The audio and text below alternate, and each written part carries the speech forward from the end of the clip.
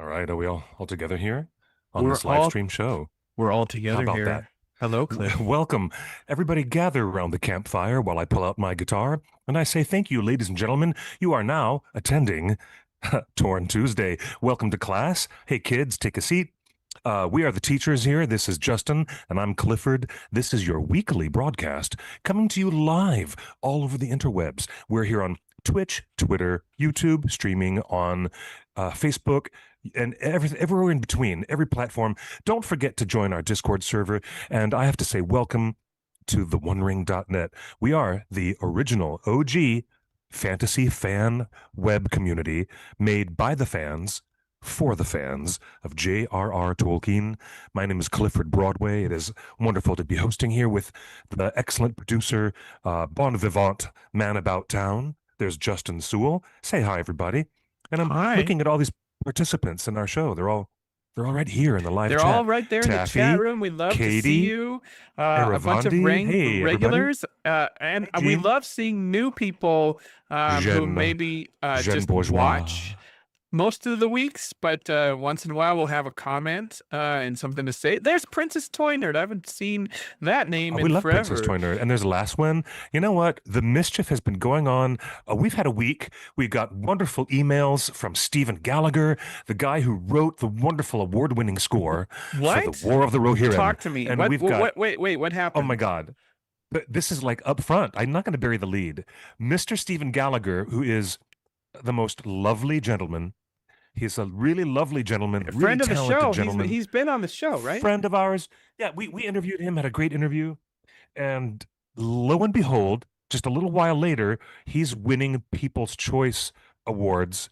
And it's because he's been doing a lot of media rounds, a lot of interviews and things. But when he said this, I was just blown away. He said just a couple of days ago, "How are you? I wanted to send you my deepest gratitude for the opportunity that you gave me to talk to you all on your excellent shows late last year." Hey, shout out to Torn Tuesday. Thank you. Stephen, you're a lovely gentleman and a great musician, a great Well, orchestrator, you're kind of great burying the lead composer. here, Cliff. No, the Public Both Choice Award the came from this year's World World Soundtrack Awards. That's Soundtrack it. Awards. Look The at this, World Soundtrack Awards. Yes. I was and this getting is to that. insane. I was getting Stephen to that. Gallagher, the composer of War of the Rohirrim, which Isn't remember that lovely? it just came out last December, Yeah.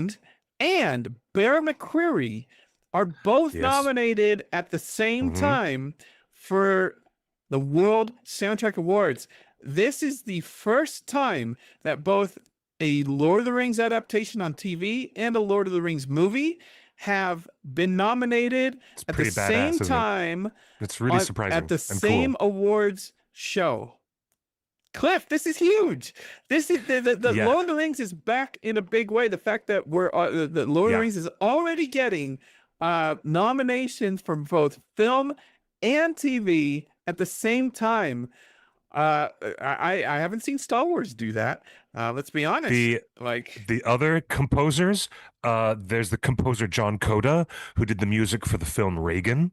And then there's other composers from other countries whose work I'm not familiar with. Amin Bouhafa for Ni Shane Ni Matre, and Letitia Pansanal-Garrick for Olafrida, and also Dark as the Heart, which was composed by David Serketti. I don't know any of these wonderful people, but there's Stephen Gallagher right there for War of the Rohirrim. It's just fantastic. it's That's so great. fantastic. So, huge congratulations Yeah, really. to Stephen Gallagher and Bear McCreary, both friends of the show. Bear McCreary came to our booth at Comic-Con last year during Rings of Power Season 2 marketing. He spent some time listening to original Lord of the Rings compositions from the fan community. Yep. We consider both friends and part of this community, and it's so wonderful to hear Yeah. to see the Wow. recognition that both the movies and the TV shows of Lord of the Rings are operating at the highest level, the highest Look at the other. fidelity. They really are. This is exciting. The other nominees for Television Composer of the Year, sharing these nominations, of course, as Bear McCreary for season 2 of T-Rop. But we've got Martin Phillips for Black Doves, Theodore Shapiro for Severance, Oh my gosh, the music from Severance. And then there's the music from The Last of Us season two, including David Fleming, Gustavo Santaolalla, and then from Dune Prophecy, the composer Volker Bertelmann, and also Dying for Sex, Ariel Marx. All these composers up there with Bear McCreary. This is wild. Wow. What, you know what? You can go to Spotify. In case you kids are curious, there is a specific playlist of WSA 2025 nominees, which is World Soundtrack Awards. And go to Spotify and look at the nominees. And it includes The Sun Yet Shines by Bear McCreary. And it also includes an Elton John song from Never Too Late. Intriguing. And look at this. Right here, down here. I'm looking for it. You know what? You know what? I don't see it. I wonder if there's a licensing issue, but I do not see the War of the Rohirrim on this nominees playlist. Oh, interesting. You would think maybe that would be most acceptable. You would think. They got an Elton John song in there, and they've got some other Bear McCreary stuff. Cliff, have you listened to the War of the Rohirrim soundtrack on its own recently? Yeah, I love it. Yeah, it's incredible. It's great. It's incredible. Really it hits all the right notes of referencing Howard Shore's music. Cliff, I had a question for you. We made a big deal about Howard Shore being involved in Rings of Power. Remember in 2019 where we really said you can change anything. You can cast a new Gandalf. You can hire anybody you want. You can do anything you want. But the one thing that fans require was that Howard Shore do something. And they did. Amazon hired Howard Shore. Now, the question I have for you, Cliff, now, we are in a new era now where there's more movies coming out. Hunt for Gollum starts production next year. We've got 3 more seasons of Rings of Power and who knows what else.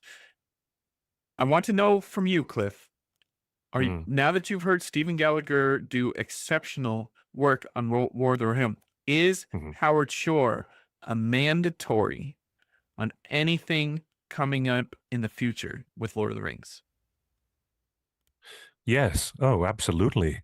Why wouldn't Howard Shore come back and do The Hunt for Gollum? Look, hey, after all those years, John Williams came back to work with George Lucas on the prequels, didn't he?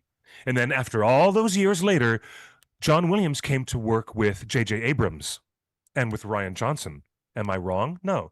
So why wouldn't Howard Shore come in and do the music for The Hunt for Gollum? He didn't for Rohirrim. That's what I'm asking. Now that you've heard Rohirrim and you've heard Bear McCreary do exceptional work on Rings of Power, I see your point. So are you okay with Howard Shore maybe just accepting his greatness with those movies 25 years ago and letting a new generation of composers play in the sandbox? I don't know. I really like the stuff that Howard Shore created when he came back to do the Hobbit trilogy. He reinforced the Gandalf leitmotif. He did a Smaug leitmotif. He did some really interesting music for Mirkwood. Really great orchestration and instrumentation. So let Howard Shore come back if he wants to. That would be my first choice, always. But I wouldn't say it's a hard pass if Stephen Gallagher comes in, because he's wonderful. He's absolutely wonderful. That'd be great. But, you know, it's also true that if Howard doesn't really want to come back, then we have a proven track record that Stephen Gallagher is the best man for the job. Proven track record. His stuff is excellent. So XO in the chat room says, let Howard Shore cook. I want to know what the chat room thinks. Do you guys think he is first choice? I got to admit, he's first choice. He wants the work for Gollum. Yeah, for Gollum. Look, how many years, like, as much as you complain about the sequels, the Star Wars sequels, as much as I've heard you complain, Justin, in private, about the difference between the originals and the prequels and what we ended up with the J.J. Abrams years, don't tell me that Rey's theme is not a triumph of John Williams' musical heritage. John Williams stepped up. He stepped up. And J.J. Abrams' sequels being whatever they were, at least John Williams came back to the creative energy that made him so amazing. And he did some great stuff for Star Wars themes, even for the sequels. So if Howard Shore, even if he's ready to retire and wants to relax in his golden years, that's fine. But he would still be my first choice because look what he could do, conceivably. I mean, that theme for Smaug, those notes. I mean, the music he did for The Hobbit was great stuff. Come on. But I'm okay. if he doesn't want to rest, if Last he wants Wind to sit says, this one out, fine. Then let Stephen Gallagher take the job. That's fine too. That's totally Last fine. Wind says, if they approach Shore and he agrees, awesome. If we get someone else, I'll still be keen to hear what they come up with and be prepared to love it like I do with War of the Harem. And how much we love Rings of That's Power. fair. I think it's universally accepted that the best thing about Rings of Power is Bear McCreary's soundtrack. Yes. They did not Yes. lose with It's Bear true. McCreary. So he's a winner, baby. He's a winner all around. he's a winner. So you get a talented person, man or woman. They get a talented composer in there, and give them the time and the money and the budget, and they will do right by Tolkien. And I'm saying, Cliff, we're 5 years after we really, really campaigned for Howard Shore on Rings of Power. And I do feel like people, Bear and Steven, have rose to the challenge. And now I'm not, Howard Shore is not a mandatory in my book anymore. But it sounds like he is for you. He's your first choice. You would prefer him, but you're open. We would, yeah. Very open, yeah. But don't think that John Williams is any less talented, even though he's gotten way, way older. So as an analog, Howard Shore has also gotten older, but he's still quite a potent composer. A remarkable talent. Part of me hopes that Howard Shore spent the pandemic, maybe even the last 10 years after The Hobbit, noodling, sketching out some themes for Lord of the Rings because he's such a fan in the first place. I hope that he's just has a sketchbook of music, and given the opportunity, Shore would like to revisit. And Cliff, I think you're right. Sure. Mentioning the Star Wars sequels, here is an opportunity for Howard Shore to have the final record, to have the final note, to have the final say on the characters that he brought to life in Lord of the Rings 25 years ago. Because as far as we know, Andy Serkis is getting the band back together, right? They've got Ian McKellen, they got Elijah Wood, Orlando Bloom wants to come back. Viggo said, "Send me a script." Like, everybody wants to come back, and maybe this is the right time. If and I hope Lee Pace comes back too. Yeah, I hope Lee Pace comes back too. That would be a great, great thing. Yes, it would. Speaking of Elijah Wood, we've got so much news to cover. Let's just get into it. Yeah. Cliff, look at this. You scooped it last week, and turns out your scoop was 100% on the money. Hello there. Tuesday, Green Dragon Gossip delivers the goods. Elijah Wood did show up at the Hollywood Forever Cemetery in his DJ gear. Is that a mesh shirt? Is that a mesh sleeveless tank? If you've got it, flaunt it, Mr. DJ. Good for you. Elijah looking better than ever. Look at that. He's happy. He's a dad. He's happily married, and he's reprising his role as Frodo pretty soon. And Frodo's got guns. His DJ friend standing next to him is hiding behind the real famous album cover from Pro Cool Harem. That's funny. He's hiding his face behind one of the most famous album covers of all time. So yeah, Elijah Wood was there. Rob Reiner. There's Ed Begley Jr. Wow, with the popcorn. He took the bus to get there. He's amazing.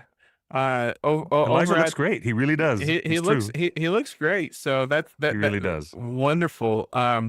I mean, let's just stay on the news, right? You saw the title of the video of this week's podcast. We've got a lot to cover, but let's just get the headline out of the way. Look, Hugo Weaving, Elrond himself.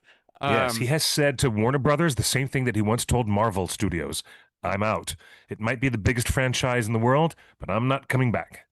That's So he right. He didn't want was to come back and not. do Red. He was He was Red not Skull, and he didn't in want to come back. Endgame. No, they had a The different Infinity actor War and to play him. Endgame. Yeah. Do you He know who said, "I'm done." played Red Skull in Infinity War and Endgame? No, no, no, no, no, no, no, no. I do. I remembered, but I have somehow forgotten. Was it?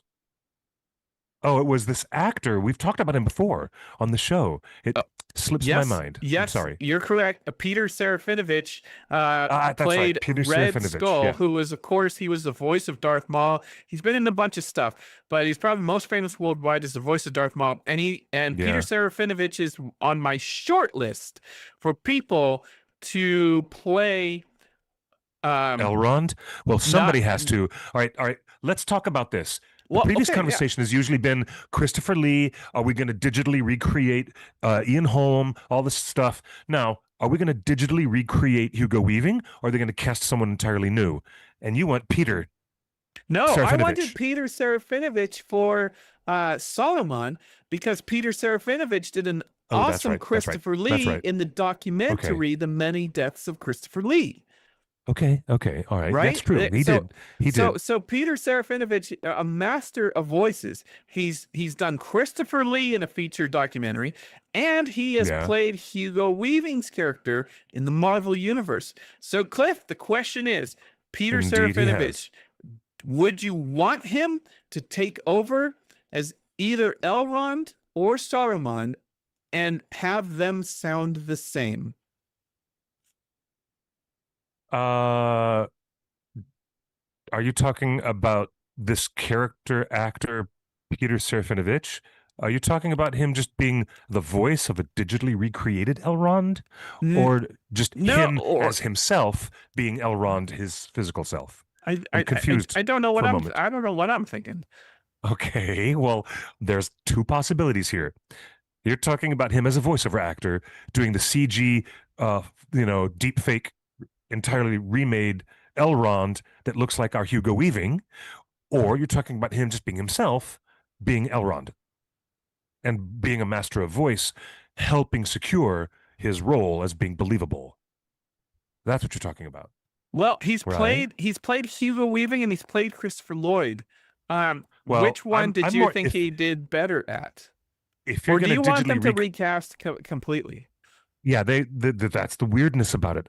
They are going to recast completely whoever Elrond is. And I'm looking at Corey Burton because he did the voice of Count Dooku in years and years of Star Wars, The Clone Wars, and in Star Wars Rebels. And for many, many, many, many, many years, this man has been the voice of Christopher Lee to generations of kids. Oh, I'm sorry. I'm talking about Count Dooku in relation to the Saruman character. Corey Burton, please bring Corey Burton on board. But for the Elrond, no, I think Elrond should be a fresh face, a whole new person. Why not? So, Really? so, so would you be Mhm. okay with uh, AI deepfake Saruman? Yeah, but will it We've look gotten weird that they somewhere, don't do it with guys. Elrond? Mark it. Wait, what's the date? Tuesday, September 9th. Clifford Broadway finally says deepfakes Saruman is Would a-okay be in his book. fine because they're going to do it that way anyways, aren't they? Are they going to do it that way? I don't know. I guess I don't know either, but part of my instincts tells me that they're going to do it that way. They're going to do the whole, oh, let's recreate Peter Cushing. We recreated Peter Cushing. We're going to recreate his buddy, Chris Lee. That's what I'm thinking.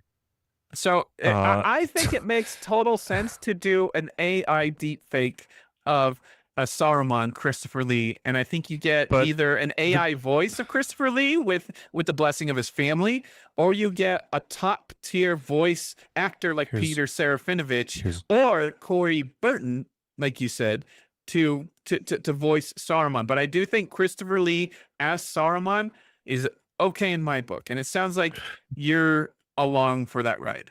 I'm afraid it's going to happen, but the real question is how weird will it be?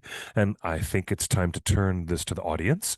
Let's ask our people in the live chat, whether you're on YouTube or Facebook or wherever, wherever you're streaming, would it be weird that there's a whole replacement actor for Hugo Weaving, and now Elrond is played by the new guy, but they don't cast a new guy for Saruman. Then they use a complete, recreation of Saruman. Will it look wonky? Will it be weird that the Elrond role is being treated differently and being recast? Because I'm asking, and Justin, I put the same question to you.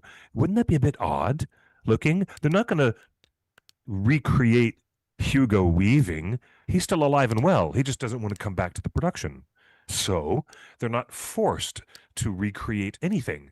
They can just cast a new guy to be the Lord of Imladris. So that's my question for you, Cliff. Should it's kind of weird. Should the Hunt for Gollum's Elrond, who should be having a major a bit role in that movie, should he sound like Hugo Weaving? Should for all intents and purposes, it should feel like Hugo Weaving's Elrond? That's the question. It should feel like, because a lot of fans of the book complained that Peter Jackson's movies ruined Elrond. He's much too dour.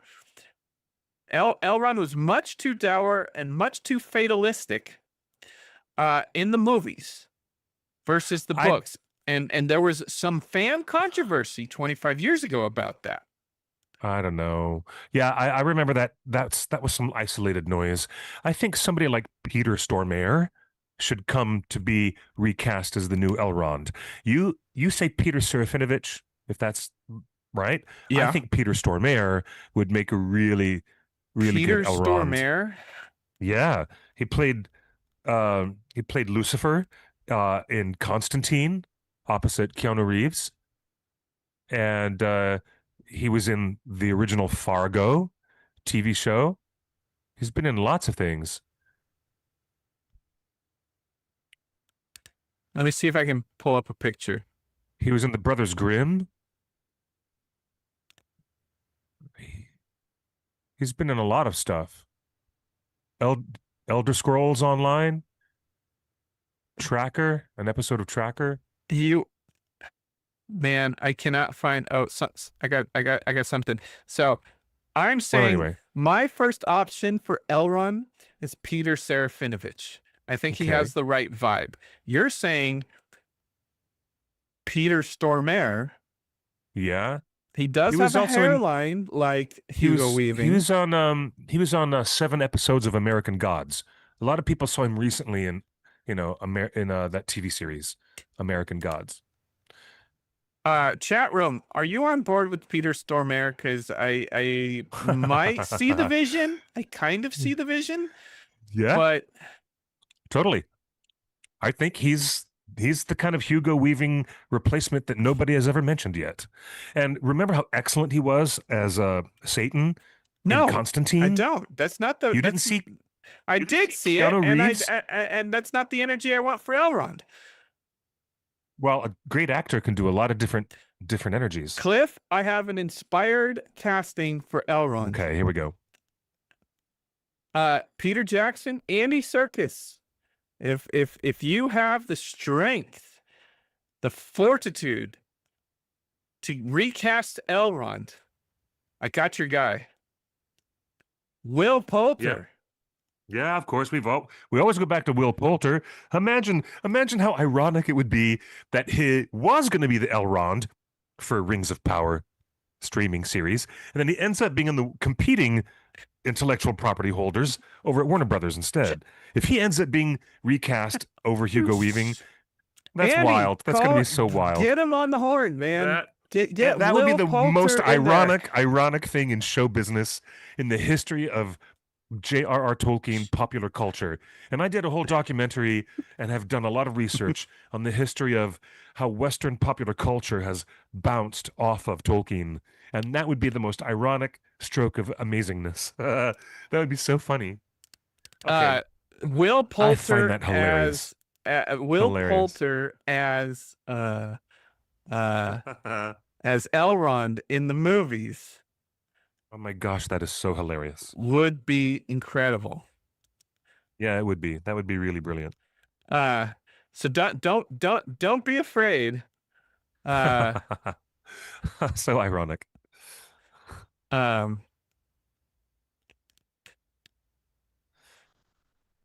I'm trying to I find a think. picture of what would although if Arwen, who do you think has in the Hunt for Gollum, which takes place between Bilbo's birthday party and the Council of Elrond, how much does Elrond play versus Arwen? How big of a role do you think Oh, Arwen has in the Hunt for Gollum, Cliff?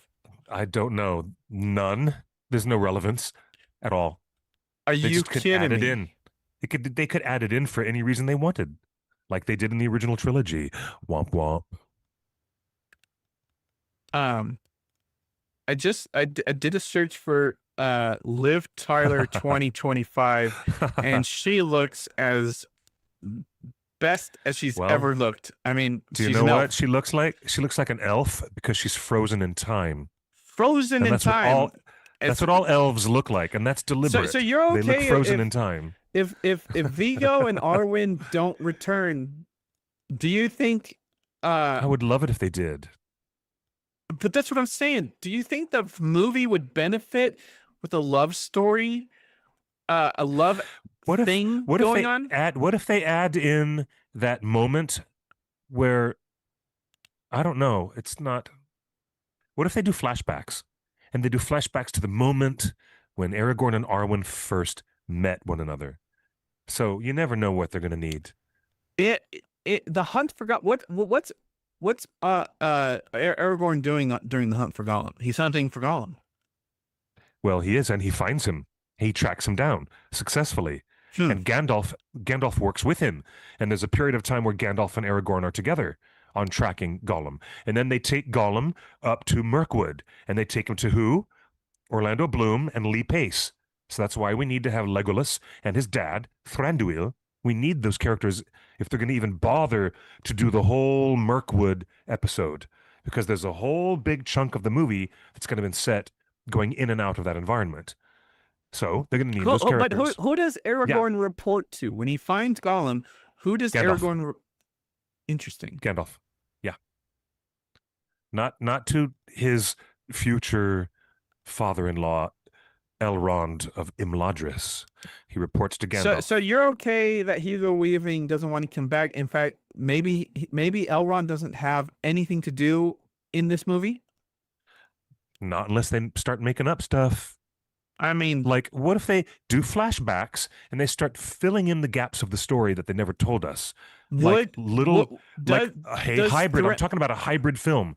The film is hybrid young Aragorn as much as it is the hunt for Gollum. No, I And if think it has young lots of Aragorn needs to be flashbacks, given the time. Young Aragorn needs to what be if they do given the that? time and What energy if? It's as what likely as anything. and It's as likely as Peter, if anything. you're watching, you hire Viggo Mortensen as a Please hire director, Vigo. Hire a, Vigo. a director of the young Second unit. Aragorn movie. No, Oh, you mean that's a separate movie? it's a You whole think the whole separate young movie. Aragorn No, thing is separate? you just let Vigo do Vigo, uh, and do young Aragorn. Okay, So I I don't dig want that. young Aragorn in the Hunt for Gollum. But Well if then, Hugo's not well coming then, in back, that case, they don't need Elrond as much. okay, If they they don't need don't do Elrond. that, I agree. if they don't have those They don't need structured Elrond. flashbacks, They then they probably don't need Elrond in the narrative. but you were saying that Thranduil has a role to play in the Hunt for Gollum. Big one, a big one. Yes. Talk to If me. they Why? if they have the meetings, hold on to finish the earlier question. Elrond could be a We've narrative moved element. on. There's something that hasn't even We discussed yet. agree. Elrond shouldn't be here. No, we've Okay, talked he for doesn't want to months be. and months about Christopher Lee. Why would Christopher Lee come back if they didn't reconvene the White Council? And this is something we have not talked about. The Hunt for Gollum can have more meetings of the White Council members, including Elrond, Galadriel, Gandalf, Saruman, Radagast. What if they bring back all these characters? You don't know. Right, but moving I'm on, if telling you you, really do I want to would move on, if then there's a if possibility. Hugo Weaving doesn't want to do the movie, and we don't need Fine. Elrond necessarily, then don't use him. Don't force this. I think Cliff, No. that the response we got from fans at Comic-Con and WonderCon this year has been, don't Yes. force anything that shouldn't be there. True. And That's true. if Hugo doesn't want to do Elrond, Elrond isn't core to the story, then why even open that can of worms of like recasting him and then your Sure. actor and then Okay. fans are judging the new actor, like how will he Mhm. compare? Like why That even makes open total that can of sense. worms? Just leave Elrond off stage. Yeah, But the whole story Thranduil, of the hunt for Gollum, it may or may not, for practical purposes, have Elrond do something, but I can't imagine what, except for fully sketching out the relationship between Aragorn and Rivendell, and that includes all the people who live there, including, a visiting Gandalf and Arwen and Hugo Weaving's Elrond. If they don't fully sketch out the areas of that story, then fine, we're not going to learn anything more about Aragorn's relationship with the entire world of people in Rivendell. But that could be a chunk of the movie. But if you want to go to the part where you said Thranduil is an important part, tell me more. Well, then I will tell you more. Thranduil has got to be in there. Otherwise, in the kingdom that he governs, they would not agree to such a dangerous thing as to keep Gollum, the creature Gollum, as a captive within the borders of his kingdom. So that's gonna, and you remember how in The Hobbit, how Lee Pace's characterization of Thranduil was particularly like a closed borders policy. That's how he runs his nation. A total close the borders policy. And Thranduil doesn't want anything to do with any trouble or troublesome evil characters from outside his realm. He doesn't want that. So for Gandalf to negotiate that exchange is going to involve Thranduil. That's what I'm trying to tell everybody. You can't have Gollum be held prisoner in the Woodland Realm. Yep, there he is, without our boy Lee Pace walking in there and saying, and you "Hello, I'm cannot the recast king of the Thranduil. elves." Listen. We can talk about recasting all we want. We can talk Oh about my goodness! bringing actors from the How dead. did you But how did if you pick there's this particular because picture of Lee Pace? this is from the Oh my new gosh! season of Foundation, which this week is the final Wow! episode of the latest Oh season wow! of Foundation. And if you want to see Lee Pace at his absolute best acting talent, never mind all his other talents. Lee Pace in Foundation this season has been incredible, and you Never cannot do mind all Thranduil. the beefcake, ladies. You Eyes up here, ladies. Ladies, I said eyes up here. Regardless of all the beefcake going on and all the swag, yes, he is an incredible actor, and his acting chops are quite brilliant. I agree on Foundation. I agree with you on that. All he jokes aside, yes, yes. Lee Pace is incredible in Foundation. He is Oh my and God. I promise you, if there's one mandatory, we've already discussed that Howard Shore maybe not is a mandatory, but if there's one mandatory for the Hunt for Gollum, is Lee Pace is Thranduil. Absolutely. Wouldn't. Are we I agreed? wouldn't. I wouldn't. I I wouldn't take a step towards Mirkwood without Lee Pace being there. That's that's all you got to do. You got please. And I know they're saving it as a surprise, but they must have Thranduil in the Hunt for Gollum. They have to. They have to. He's a They core have part. to. That He's a core is part a of this. big part of the story. It's really Cliff, important. let's Really important stuff. let's take a look at what Andy Serkis has said. Andy Serkis admits he can't escape Gollum. Let's take Oh it. yeah, that got published far and wide, didn't it? Is there audio on this? I think this is a video. I wasn't Yeah, there expecting a is. video. All right, let's do this. Okay, let's do it. I have been a diehard Lord of the Rings fan my entire life. And when I heard that you were coming back as Gollum, I can't even express my excitement. Is there anything you can say about the project and the Hunt for Gollum, your return? Well, I'm very excited to go back. In fact, I leave for New Zealand on Saturday, so I'll be, we're going down to start prep and working on it because I'm directing. And so I'm thrilled to return to the family that I've loved working with for many years and a character that, is I cannot escape from. Interesting. Okay, that was a good joke. He landed a good joke. He landed a good joke. Yeah, no, don't take it all too literally. He landed a good joke. So Cliff, this was Yeah. last week. Andy Serkis says he was leaving for New Zealand on Saturday. That means as we speak right now, September 9th, 2025, Andy Serkis is officially in New Zealand on pre-production for The Hunt for Yes. Gollum. Very exciting. Very We're exciting. officially there. Cliff, what occurs during the pre-production phase? What do you think Andy is doing in New Zealand this week? Previs. They're doing pre-visualization out the What does that mean? wazoo, What does my that friend. mean for everybody that is new to Oh, the show? come on, y'all. You guys have watched all those appendices that are on the extra DVDs from the Lord of the Rings trilogy. You know what pre-visualization is. Before you have to do the expensive business of setting up the entire studio or building a complicated set or going out to a remote, dangerous location to shoot something, you have to pre-visualize it. It means you're going to visualize it before you produce it. That means you're spending a minimum amount of money before you overblow your production and spend a maximum amount and waste money. So this is the smartest way to conserve monetary resources on a large project, is to take the time to have storyboard artists and, in this day and age, very talented digital artists, and they work doing previs storyboards. And this goes back to all the great behind-the-scenes stuff you've seen from the Walt Disney Studios and other great animation productions, where even Pixar, where they put racks and racks and racks of storyboards that show frame by frame by frame, like a continuous comic book. And this is what we call sequential art. If anybody's read Scott McCloud, it's not just then you know what I'm talking about. It's not just sequential art.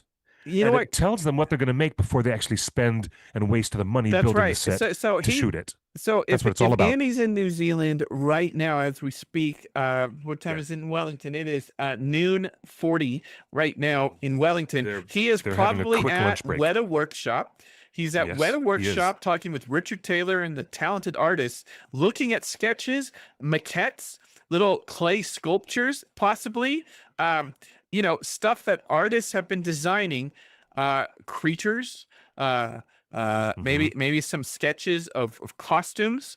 I mean, I'm sure Gollum comes across many creatures in his. Oh yeah, it's not just doing storyboard design. They're also doing a lot of creature and environment design, and that's the part that is most active for Alan Lee and John Howe. If they're sitting there doing previs, they're just sketching and drawing and making up environments. Let me ask you this, Cliff. That go with the script. Who is the main bad guy on screen in The Hunt for Gollum? That's a great question. Is it the That's Nazgul? a great question. Is Aragorn racing against the Nazgul to find Gollum? Do you know what? It seems that there's more than one person hunting for Gollum. Let's consider who the three characters are that are hunting for Gollum. It's not just Aragorn. Okay. It's also Sauron.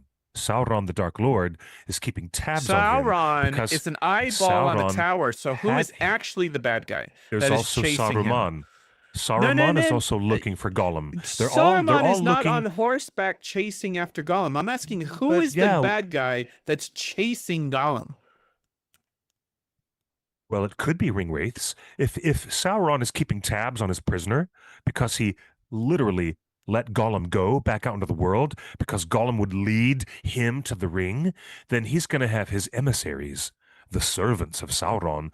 Yes, indeed. They would be sniffing around and following Gollum's trail as well. Conceivably. Quite so. But if Saruman is also interested in finding out where the ring is, he's sending out his evil minions as well. So there could be three main people on stage all hunting for Gollum at the same time. Aragorn, Sauron's servants, and Saruman's servants. Oh, interesting. So Sauron and Saruman have not teamed up yet. No. No, at that, and even when they did team up, Saruman still intended to take the ring for himself by capturing Merry and Pippin, and he was going to betray Sauron anyways. Who was realize that? Who was the servant of Saruman then? The servants of Saruman would be any of the ringwraiths, any of the 9. Not Saruman. Oh, I'm sorry, servants of Saruman. Oh, any. Well, they could be evil men from Dunland.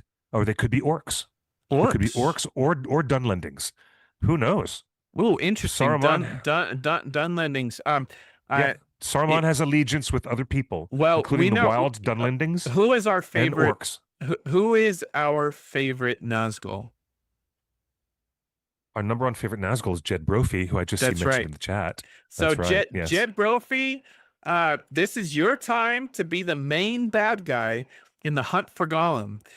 Because if That's there's people also true. chasing, if there's people chasing Gollum, it's Aragorn per cliff. It's Aragorn, it's Sauron's, and Servants. Saruman. And now, a reminder that Otaku Senpai says that Sauron is unlikely to even be aware of Gollum until he actually captured him on the borders of Mordor. That is true, Otaku Senpai. However, I'm assuming in this current argument that we're discussing, in this current timeline of the movie, I think it's after Gollum has been released, after he's been tortured by the forces of Sauron in Barad-dûr. I think that the movie and the bulk of the movie, especially if Gandalf and Aragorn are looking for him, it would be after Sauron allowed him to be released back to Middle-earth. And I think that they'll be sending trackers to see if Gollum really leads anywhere. And Sauron's interest is in that, I think. I think so. We'll see. We don't know. This is a fairly Cliff, who is this fairly character? broad speculation right now. Who is this character that the chat keeps bringing up, Cliff? Who's that? Ganbury Gan. Oh, Gonbury Gon. Yeah, the Woses, the people who live on the edges of the White Mountains in between Gondor and Rohan. Those are the Woses, and their leader, his name is Gonbury Gon. And he's always been excluded from any adaptation of Lord of the Rings, except for probably the audiobook. He probably only shows up in the audiobook. Is he a good guy or a bad guy? He's a good guy. Those are good guys. They are wild people, like they're indigenous people. So consider that the Woses are indigenous people who have been hunted and by Rohirrim, and they've been sent into seclusion, and they live very, very secluded communities in the forests up against the Alpine Ridge of the White Mountains, on the northern side of the White Mountains. That Saruman hires the wildlings to chase Gollum, because Saruman is still on the good side. Yeah, well, the wildlings and the Woses are different people entirely. If you're talking about wildlings, you're talking about Dunlendings from Dunland, but I don't know, yeah. Who are the wild men that we see in Two Towers? The wild men. Okay, the wild men. Are they servants of this guy? Are Dunland. The wild men you see in the movie that Christopher Lee is talking to in that extended scene, those are men from Dunland. And you see a lot of men from Dunland in the animated War of the Rohirrim. Would someone like this be serving Saruman at the time of Hunt for Gollum? That's what I'm saying. Like, if there are three people hunting Gollum. Oh no, this is Gonbury Gon. He is not from Dunland. This guy is from the Woses. He is not from Dunland. He's not one of the Dunlendings. Okay, this is a character that never appeared in Peter Jackson's movies or in any animation. Not Ralph Bakshi or nobody in between. Okay, this character is not to be confused with any of the people from Dunland. Dunland. Who are the Woes? You keep mentioning the Woes. Explain who the Woes are. The Woses. I told you, the Woses are the Woses, like the movie that's out right now with Benedict Cumberbatch? Oh my God. You're so funny. Based on the War of the Woses? No, not the War of the Roses. You're so bad. But talk to me. Don't type in the chat. Tell me, who are the Woses? Okay, they were an indigenous people who did not have they were native people who lived in the hills, and they were not given advanced weapons by the Númenóreans during the time of Númenórean settlements. They stayed primitive. They were primitive indigenous people of the hills. Wait, are the Woses who we see in the first scene of Rings of Power? Remember those human characters that we're talking about coming across Harfoots? They're referred to by the elves as the Druidine, or the Drew. the Druidine, the Pukal men. They're sometimes called the Pukal men. I think uh yeah, they're called the men of Rohan call them the Woses or the wild men of the woods, but the elves call them Druidine. So Okay, again, the question is, they're would men. these They're guys men. help Saruman track Gollum in this movie? Maybe would Because they that would help? be interesting to have a Native American is the wrong word, a native indigenous people tracking Gollum at the same time that Aragorn, son of Numenor, is tracking Gollum, at the same time that the Nazgul, full of magic, is tracking Gollum. And I like the Yeah. idea of an indigenous culture in Middle Earth being introduced. They yeah, I'm happy with these wonderful, wonderful characters from Tolkien being introduced in a way they've never been, but they were specifically introduced in the War of the Ring to help fix some of the problems between Rohan and the people who are led by Gonbori Gon. The Druidane are represented physically on screen in Peter Jackson's movie in those weird little statues that you see going up to that Eric not when Aragorn receives the sword from Elrond. Elrond shows up at the camp of the Rohirrim, up in Dunharrow, and as the horse is going zigzag up the hill up Dunharrow, and that's Elrond, it's Hugo Weaving on the horse. So that those statues that you see, and they show them briefly, are the only physical evidence left of the earlier civilization that these wild folk of the woods had in that area. So you do see physical representations of them in the Lord of the Rings trilogy. Um, but they're men, they're the Edine, they're an indigenous people of Middle Earth, and they wouldn't have helped Saruman at all. No way. But if they met some of the Rangers, like Aragorn and his Rangers, maybe they would help them out. They probably had much friendlier relationships with Rangers than they did with other men, probably. Can you talk? Are you are you, are you talking about this scene? what's the question? There's statues of Gonberry Gon in His people, statues that his people built a long time ago.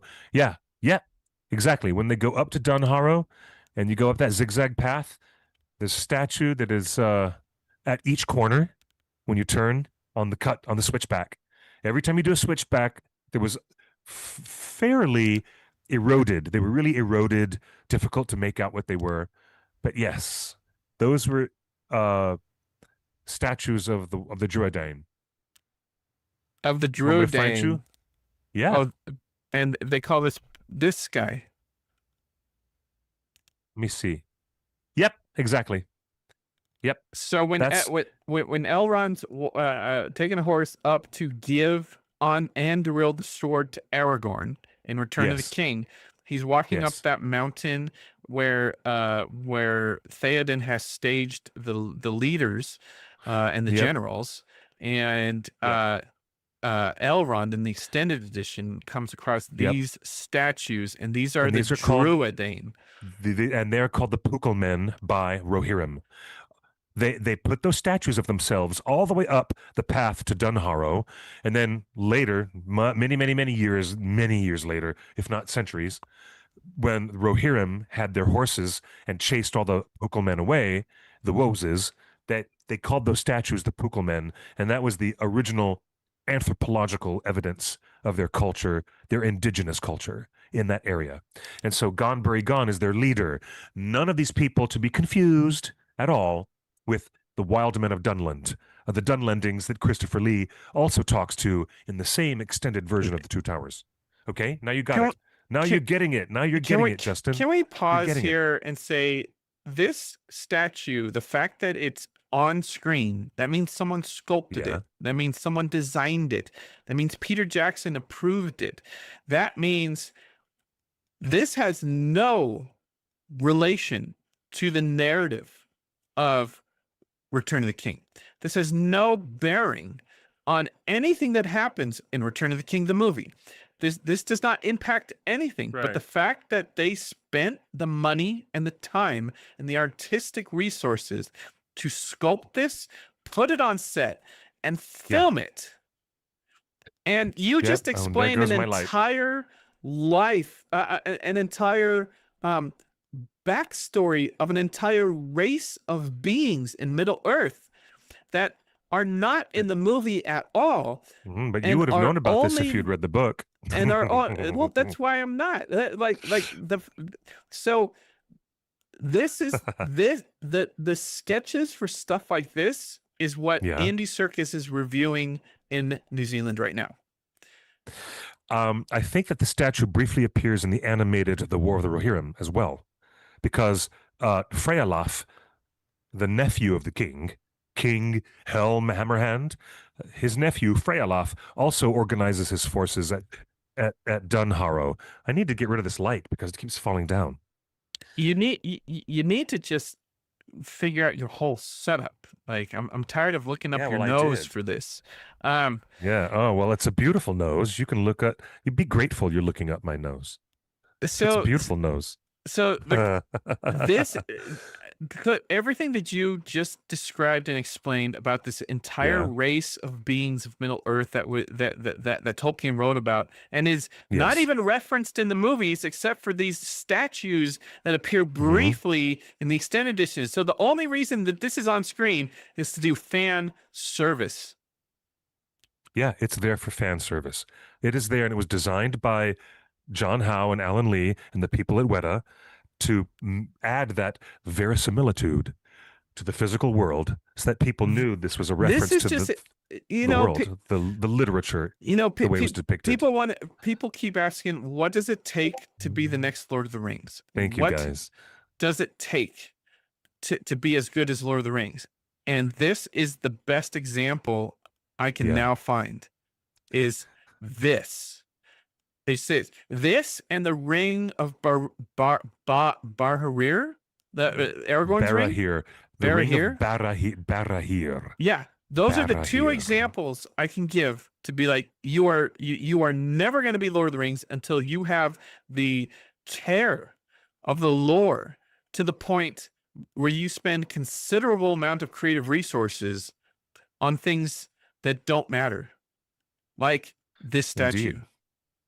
So that's incredible. And if any Lord of the Rings Indeed. adaptations want to get the respect that those old movies have, this is what it takes.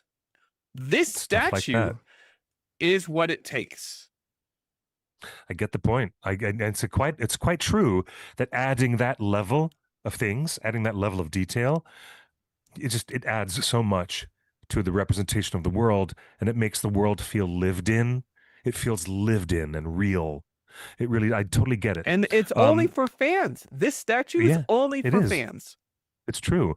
Now, there is a point where Otaku Senpai and other people in the chat were talking about whether it is unclear whether the figures, those stone figures, were indeed made by the Woses, the Druidine, but they do seem to depict the Druidine. And I do appreciate that. I was referring to something I remember in Unfinished Tales. There's a lot of notes from Christopher Tolkien, and there's some stuff in there about the Druidine in Unfinished Tales. And Christopher Tolkien said kind of affirmatively that those sculptures were sculpted by the Woses, or the wild men of the woods. But it is intriguing, isn't it? Because the filmmakers never needed to bother. They didn't need to bother putting that in there at all. And there's Elrond walking right past them, and it makes a real specific statement. So, yeah. I had to show everybody this. Oh, they made her into Smeagol. Oh, that's funny. That's so funny. That's absolutely Guys, perfect. Where this if this is the level of AI That's hilarious. animation that you That's can hilarious. do in an afternoon at home, Cliff, this is what Andy Serkis is up against, right? Look at the quality of this meme that was made in the last 24 hours. Yeah, I know. That is That's photorealistic, Cliff. hilarious. That's Isn't that really hilarious. photorealistic?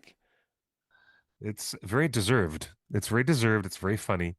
And it makes me think that they can do so much more with a larger budget and with bigger software. Like But they this do is have what the best, this is they got why the best I'm not. software to make VFX like this at But Weta. that's why Weta I'm has the not best in the afraid of world. them bringing back Christopher Lee as Saruman, because if some kid can make this in an afternoon on their home computer, All imagine what right. Andy Serkis and Weta Digital Let's will be able to do. This is yeah. incredible. Let's take that off full screen. You're scaring the kids. You're scaring the kids at home. So let's take that off of full screen. Yes, it's very funny. It is Speaking, very funny. Cliff, speaking of, before we move Yeah, that on to means Rings of Power, because we've got some news things are from ne- Rings of Power, I wanted to get I your. want to back you up on that last point you made and say yes, things never have to look like Grand Moff Tarkin ever again. So yes, going forward, the technology is going to be insane. The technology is insane. Yes, like totally going to be that's insane. more Yes. photoreal than Tarkin right now. Oh, And yeah, I someone made know. that today. I totally, I'm backing you up on this, Mr. Okay. Justin. Yes, yes, Cliff, indeed. before we That's move on funny. to news from Rings of Power Season 3, I want to get your opinion on this popular Reddit thread. Folks, this got 11,000 upvotes. 11,000 upvotes. It's one of the most popular, You mean 11,500 upvotes? one of the most popular posts on Reddit this weekend. Unpopular opinion: Viggo Mortensen is not Gosh, that's funny. great as Aragorn. Yeah, that's a really bad take. That's Talk a to me. really Why is bad that a take. bad take? It's a really bad take. No, why? Because listen, Cliff, you were there. People think his had performance serious speaks for itself. issues. No, fans of the books had serious issues with Viggo as Viggo Mortensen as Aragorn. No, they In fact, didn't. some staffers of the Torn were like, "That's not my Aragorn." Yeah, well, he delivered in the end. He totally delivered as that character. And I cannot explain how this unpopular opinion got so much traction, except for the fact that you're on a website and their format is to upvote what is indeed the most unpopular opinion. Get it? So it is getting highly voted because people agree not That it with the is point. unpopular. They agree that it is unpopular, that's a crappy opinion. That's why it got the upvotes. So let's Oh. just contextualize that. Oh, People are okay, not then we don't upvoting it need to because talk they about agree. that. But all right, before we But move on, let's just take a look clarifying, at the top. the reason why I think agree with you. Aragorn was a great performer for Viggo, and it's evident on screen every second he's on screen. It's totally evident. It's right there. Okay, well, let's take a look at the top comments. Not going to Movie mention the broken Aragorn toe. is different than book Aragorn. The one from the movies is doubtful and uncertain. The one from A the little bit. book is the king to be. He is certain from the very beginning that he is the rightful king, and he has nothing to prove. Viggo is an Yeah, amazing movie Aragorn, but the one from the books did not show up in his entirety in these movies. The reason why is because they needed to give him a story arc to go from A to B to C. You Get know, it? I hear that from Get it? McPain and Rings of Power too. They Look, need a story look, arc. I explained that's why they gave this weird story arc to Galadriel. They need to give her somewhere to go over 5 long seasons. So that's why Peter Jackson and Fran Walsh and Philippa Boyens gave Aragorn the element of doubt. And that's why Arwen walks up to him when he's picking up the sword, you know, the piece that Sean Bean dropped on the ground, and said, "It's just a worthless heirloom." And he walks off stage. And then Aragorn puts very gently, gingerly, with so much reverence, Viggo picks up the sword and puts it back up on the velvet fabric. And here comes Arwen behind him. And she says, "You are not doomed to make the same mistakes of the past. You may be Isildur's heir, but you are not doomed to be Isildur himself." And she tells him that. And that gives Aragorn a story point from the first movie to go to the third movie. It gives him somewhere to go.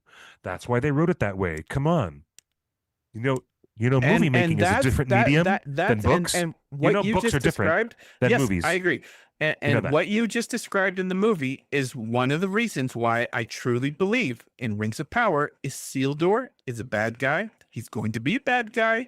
He's not redemptive. He's not a good guy. And in fact, when he Really? takes possession of the ring at the final battle, I don't think that he has good intentions on that. Okay, I think Oh, that's Isildur an is just a interesting take. troubled boy with a troubled past who misses his mom Ooh, and is disconnected from his dad, and he's never going to be a good guy. And anyone that wants to paint Isildur in a ooh, good light, I think he interesting. has poor choice in women. I think he's poor Interesting choice in take. leadership, and he has definitely Yeah. poor choice in jewelry.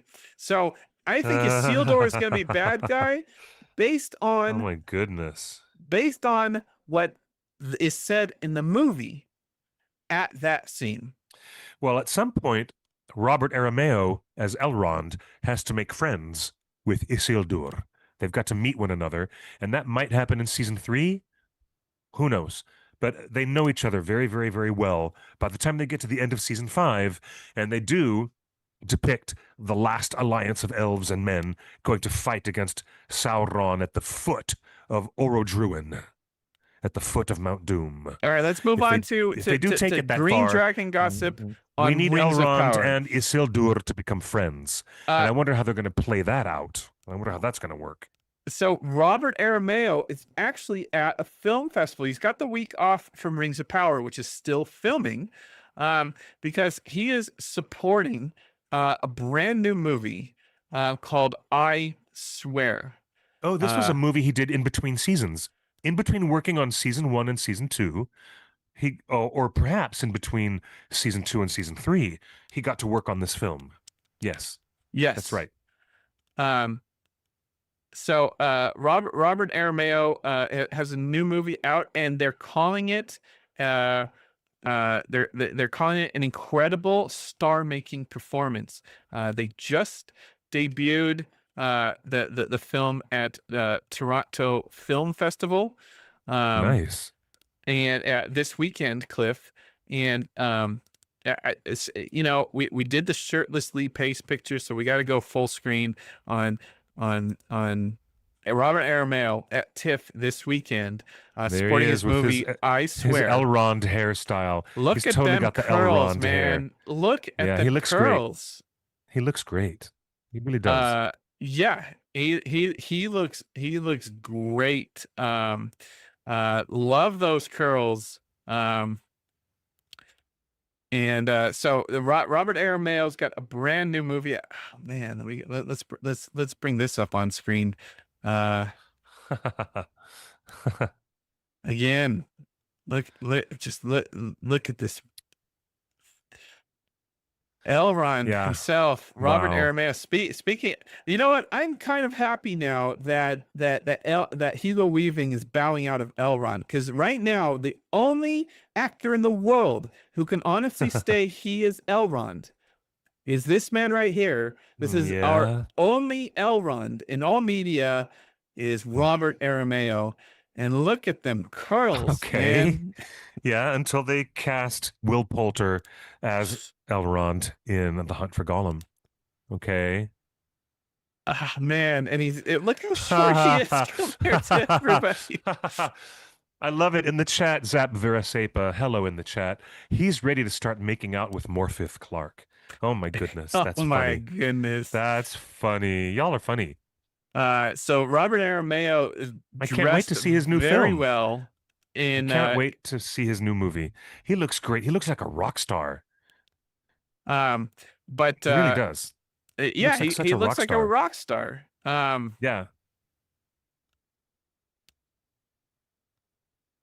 Who's he But giving me? back to this quote. Harry he Styles. says, He's totally giving me Harry Styles in that look right there on stage. 100%. But you can see Totally giving Harry Styles.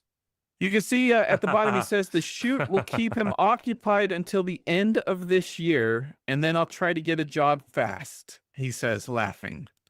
Yep.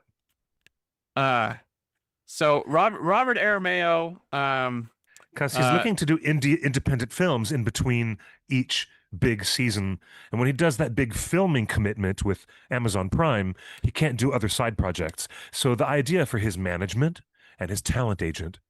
That's their job to line up some of the best scripts so he can do a really cool, excellent indie film in between these big seasonal commitments for the streaming Well, series. That's what this he's is going trying to to be do. great, and I hope this Yes. movie that they're calling it. The reviews coming out of Toronto Film Festival said this is a star-making turn. This movie, Sounds good. which is insane considering that Lord of the Rings should be a star-making turn. Let's be honest. But Cliff, we got some Yes. Green Dragon gossip coming into the hotline Okay. this week for Rings of Okay. Power.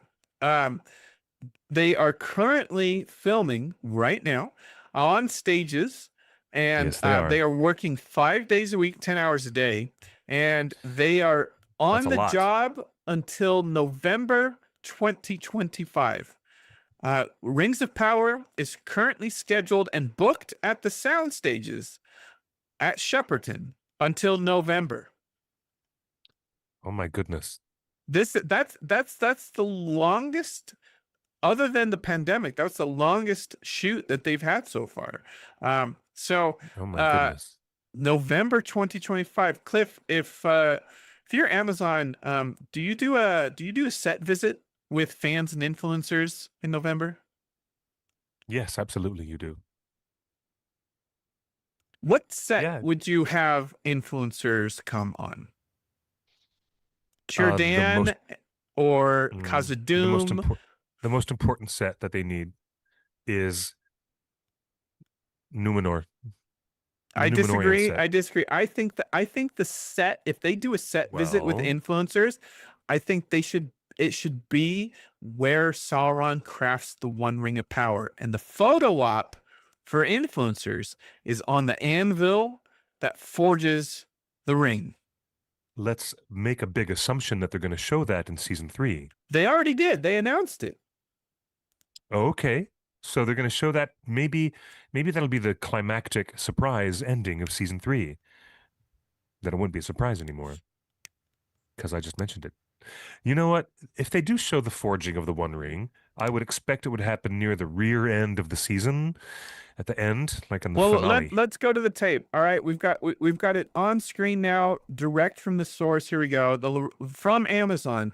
Jumping forward several years from the events of season 2, season 3 takes place at the height of the War of the Elves and Sauron, as the Dark Lord seeks to craft the One Ring that will give him the edge he needs to win the war and conquer all Middle-earth at last. And in separate interviews, Amazon has confirmed that the One Ring will be crafted this season. Okay. How about that? So let me ask you again, Cliff, if filming is going until November and you have a influencer press day visiting the set, which set makes most sense? What would get you hype? Well, I have said many months and months in a row that they need to pay attention to developing the Numenor storyline. And Justin, you've backed me up on that many times. And it is because that storyline is monumental, cataclysmic, and it's the biggest serving of meat and potatoes that you're going to get on the dining room table. You know, hold the quail sauce, just give me the meat. That is what's at stake. Now, that's why I would say Numenor is the set that is the most important for season 3, because they have to develop all that stuff, all that storytelling. So I hope they do it. Numenor has to fall for a reason. Numenor cannot be underdeveloped. It can't be destroyed in season 4 for no reason at all. It has to be built up, and it's the difference between those who are faithful to the Valar and those who are not faithful. They would rather take arms and make war against the gods themselves. Those are the evil Numenorians. But how do we get to that schism in between them all? And they have been, as we have talked about many times on this show, they have been giving, so far, the Numenorian storyline has been getting short shrift to the level of development it needs. So that's my opinion. It needs to be Numenor. That's it. Okay. But it does say from this little blurb right here that it takes place at the height of the War of the Elves and Sauron. And this might cause some confusion because we thought that we saw that already in season 2. Well, they just showed the sack of Eregion, the destruction of that one city, which was never named, but it should have been called Ost en Ithil. That was the name of that particular place where Celebrimbor was, where Celebrimbor forged the 3 and the 9, and Halbrand came in and pretended to be Anatar, who was really Sauron the whole time. So they've already started the War of the Elves and Sauron, and it's a bit of a misnomer. It really is a misnomer. So getting past that calculation, this little summary that you're giving us doesn't mention Numenor at all. Doesn't mention it at No, all. I But say ditch such a big part Numenor of it. this season. I say ditch Numenor this season. I'm I sorry. don't know about that. Next know about that. season is all about Numenor. Give Numenor a full season treatment for season 4. This season, Numenor about should that. take a back seat and let Nope. the other storylines be better for 8 episodes. The Numenorian storyline is the one that is the one that needs development the most.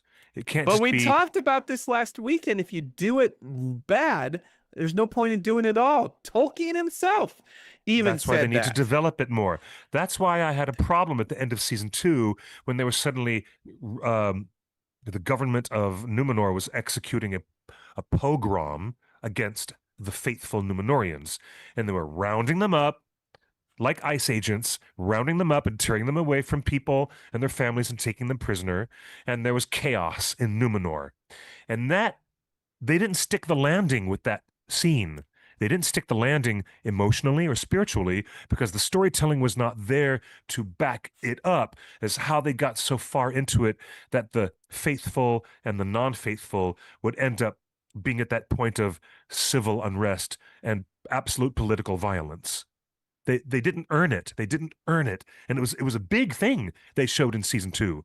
And that's why it needs to be more developed and better developed in season 3. So again, I'm standing on my laurels, or I'm gonna stand on this hill and plant this flag on this hill.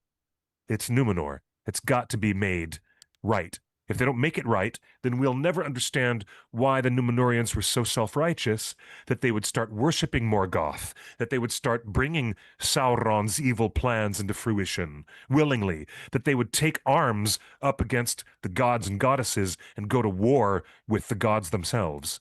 And of course, it's their ultimate destruction that it brings them to.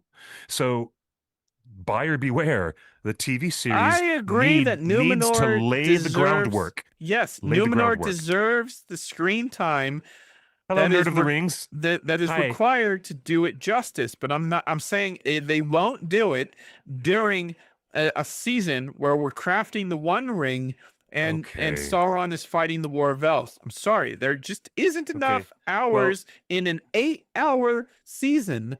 There just isn't enough episodes to do Numenor right. To my mind, they've already done the War of the Elves and Sauron, and they did that at the finale of season 2. But it seems, according to this story summary, that they're going to keep telling that thread of a story, and Sauron is going to continue to make war against the elves, and the elves are going to be busy making. I'm with you, Matt. No more Harfoots, no more Hobbits, no more Stoors, no more Fallowhides. That's fine. Skip, then what is skip the Halflings, but do bring in the Druidine. If you're gonna do the Druidine, the Druidine. I love the idea of the Druidine not getting weapons of the future from Numenor, and that race of men remain wild. Because I think that New Line Cinema should bring those characters in to the Hunt for Gollum movie. I don't see any reason for them to be in the Rings of Power. Really? I don't see any reason for them to be in Rings of Power. Why? And Matt, do you Matt trust... Nerd of the Ring. I trust what Matt Nerd of the Rings just said. Guarantee you, as he says in the chat, guarantee you Numenor shows up at the end of the season and takes Sauron back with them after defeating him. Yeah. Do they take him in chains, or do they take him as a hero? He willingly submits as a prisoner of war. He submits as a prisoner of war. He goes back in chains. I think Anatar and Kemen should have a romantic twist. We Oh are 2 gosh, weeks you're so away crazy. from September You're so crazy. 21st, which is Bilbo's birthday party. We have a huge event here in LA every year called Baggins Birthday Bash. You can go to our Facebook page, click on events, and you can get the map. You can get all the location details for Baggins Birthday Bash, September 21st here in LA. But if Oh, it's going to you're be a big in day. Wales, if you're in Wales, you can spend Bilbo's birthday with with a guy, with an unnamed guy A named guy Jamie from Campbell Stranger Bauer. Things. Uh, Oh, JCB. There he is. JCB, who is currently unnamed. I hope Celeborn is not in the show because Celeborn is dead, It's- according to the lore of the show, and they have No, not he is said alive. anything otherwise Yeah, inside guess the what? It's show. the same Balrog. If it's the same Balrog, then Galadriel has the same husband. It's Celeborn. So stop it. I don't think They've already said they're in the he's same not. world. He's not They're in the alive same in the world. show. He's not Yes, alive he is in the alive show. in the show. No, he's not. He's not. You can. Ermagerd. He's not. You I'm can. not even debating He with is you. not. He is So anyway, he is Jamie Campbell so Bauer will be at Wales deliberately. He's Comic Con deliberately been kept off September stage. 21st. September 21st. You know what?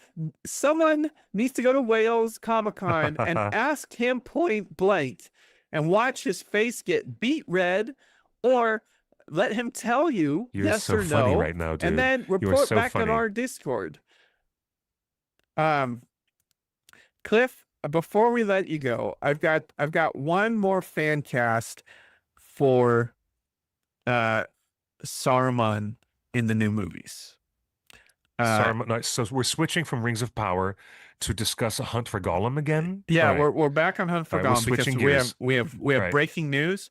We have breaking news that's unrelated my to Lord of the God. Rings. But You here's do my not fan have cast. breaking news. For no, What is it? So Cliff, here's my fan cast. Okay, okay. We are okay. We are okay with the idea of using AI and machine learning to bring Christopher Lee back as Oh Saruman. gosh. But if you my do gosh. recast, to Saruman, Cliff, guess who is back in the game? Who? Michael Caine is ending his acting retirement at 92. No, he's starring in the Last Witch Hunter sequel. How much? Oh God, how much money are they throwing at him for this? And the last Oh Witch my- Hunter, of course, Oh my starred gosh. Elijah Wood. Why Elijah does the Wood last... was in the last Witch Hunter, and this is Vin Diesel's personal why? tribute to Lord of the Why? Rings, because Vin Diesel is a Lord of the Rings Why? fan. Why does the Last Witch Hunter need a sequel? Nobody asked for a sequel to the Last Witch Hunter. What is going on? I want Michael Caine to come back and work with Christopher Nolan in the Odyssey. I want to see Michael Caine in the Odyssey doing Cliff, something. Cliff, Come on, not if this. you'll allow me, I want What is your initial this? reaction. Now take this seriously. I am being totally serious here. Nerd of the Ring totally says, LOL, I cannot imagine Michael Caine as Saruman. I don't know that any of us can. No. Cliff, look at this screen, because I'm telling you right now, I would like to tell you that in the Hunt for Gollum is Saruman and Elrond.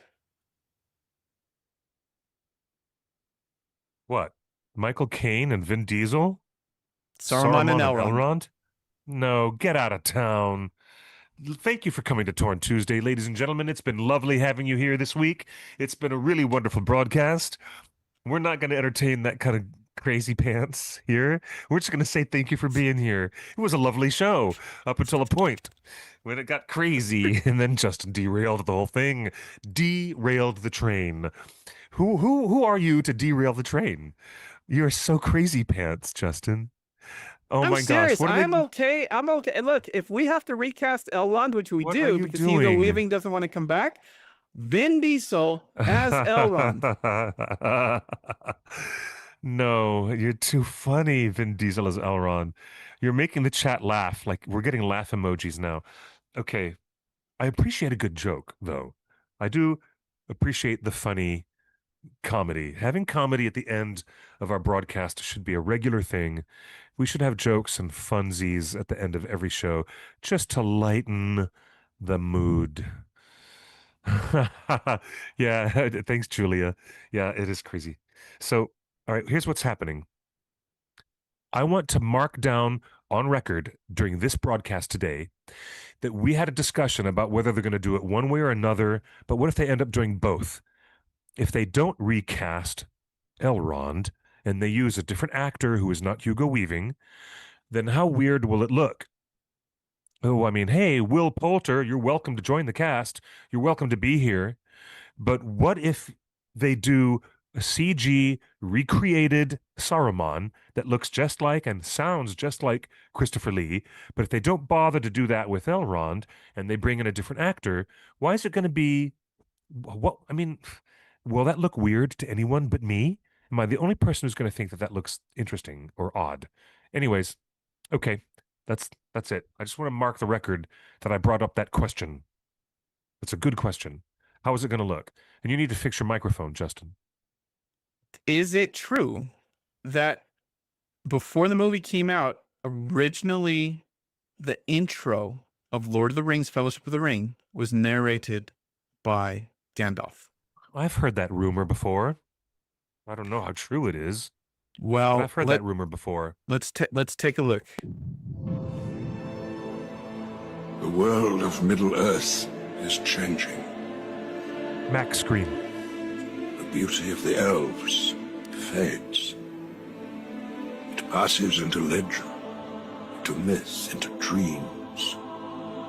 The ancient spirits of earth, fire, air, and water, who once roamed this earth freely, are forgotten. But it was not always so.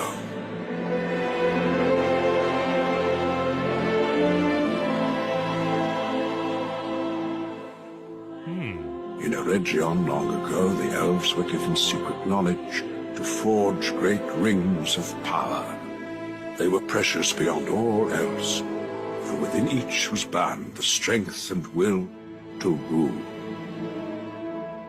But they were deceived. The giver of this knowledge was evil's great servant, Sauron. In the fires of Mordor he forged in secret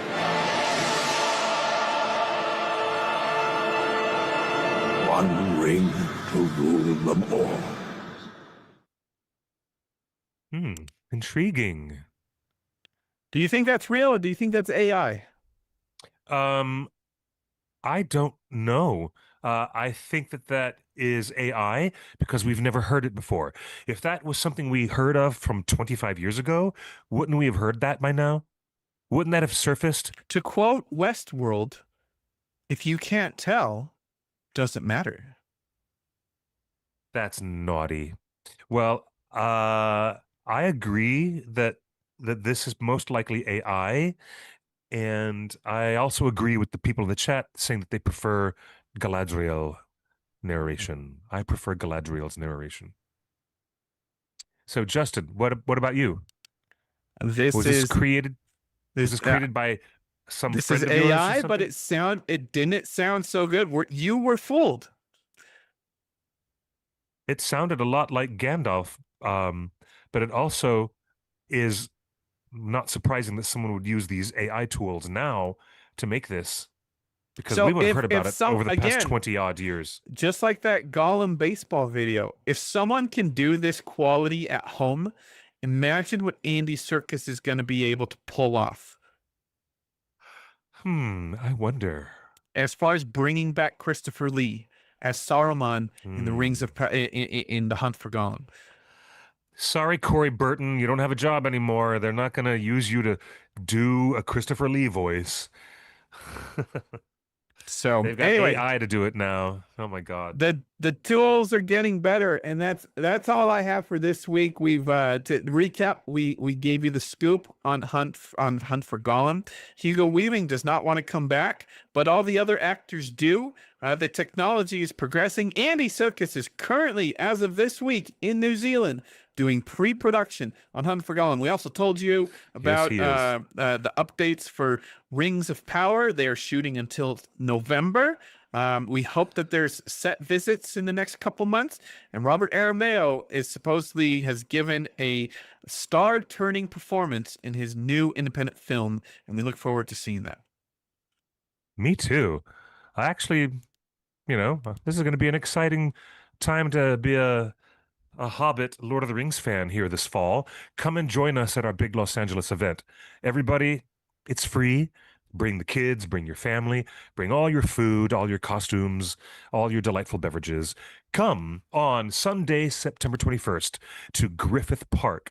We have the public Facebook page open. All the details are there. It's at Mineral Wells. That's right. Mineral Wells Picnic Area. You can find a Mineral Wells picnic area on Google Maps. It'll take you right there. Join us on Sunday, September 21st. And then after that, we're going to have a great, great time at Los Angeles Comic-Con, which is coming up right around the corner. Do you believe that? How close we are to this event, Justin? I mean, wow, it's happening over the 26th, 27th, and 28th. The next weekend after Bilbo's birthday bash. So join us for all the fun and the mischief. And thank you for being part of our community and part of this wonderful conversation. It was a really good show. Thank you, Justin, for pulling all the strings behind the emerald curtain. I say good night to all you beautiful people in the YouTube chat, Facebook chat, Twitch, Twitter, Discord chat. Everybody, have a lovely night. You've been beautiful. But you can follow me on social media at QuickBeam2000 on Blue Sky and Twitter. And you can follow us on Blue Sky and Twitter and Instagram. I'm on Instagram too, QuickBeam2000. Follow us at The One Ring Net. Just take out the dot. We'll see you guys next Tuesday right here for another wonderful episode of Torn Tuesday, theonering.net, here to bring you the best of Tolkien conversation, analysis, news, and gossip, and some really good conversations with great, talented people. Congratulations again to you, Mr. Stephen Gallagher, for getting up there for People's Choice, Popular Choice Award at the World Soundtrack Awards. Oh my gosh, it's so exciting for you. Make the dream real, guys. Bear McCreary, you're up for an award too. Very exciting. Any final words, Justin, while I say goodnight and good luck? Nope. Nothing from Justin. So we will say good night and good luck. Or better yet, as I love to say, buenos noches y buena suerte. See you at 5 o'clock p.m. Pacific time next week. Bye.